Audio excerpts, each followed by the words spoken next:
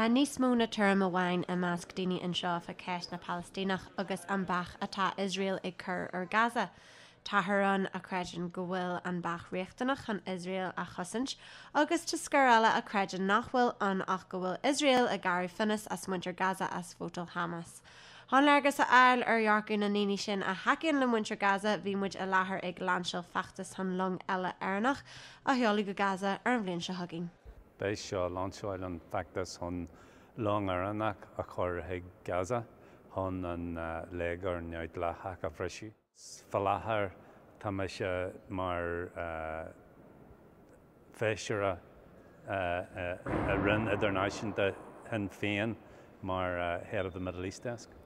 An uair bhí mé an sa bhruach iarthar agus an Israel é héan agus bhí na Cineal aga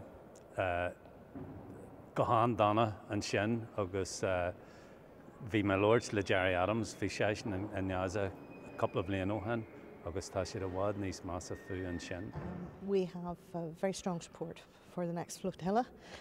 We believe in what it's about, which is to break the siege. Last time out across the island, trade unionists supported the people of Gaza. They showed their direct support in raising over €100,000 in a very short space of time, but they also exercised some political power to put pressure on the government.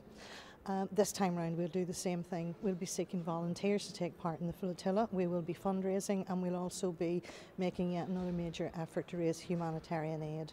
Well, tí sinnta samgó caiimara catánig me isteach go máil mar gíal ach bhí sinntaach samgóil agus bhreise siad a crí go Éireannach an staffa a gáil an sin agus mar idir Jerry Adams ba cór go raibh na rialtasí buairthe fan na cuasaí seo. Nach mé sé mar úlach ar an phobal an rud a dhéanamh a ba cór don na rialtasí a dhéanamh mar tá an rud atá Israel a dhéanamh in Gaza tá sé néad an glíad ar náisiúnta.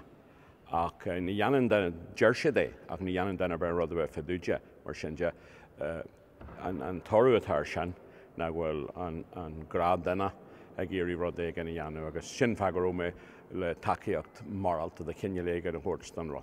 Sim gur bhfuil maithbhí sa seoladh aniu is bra a gail go bhfuil dúchláirteacht phobal ar bhfuil farsa agus ba farsa na Homúine inis go rudaí anú go cinnte go dearfa le codú le mhuintir na Palestíine, le mhuintir Gaza go háirithe.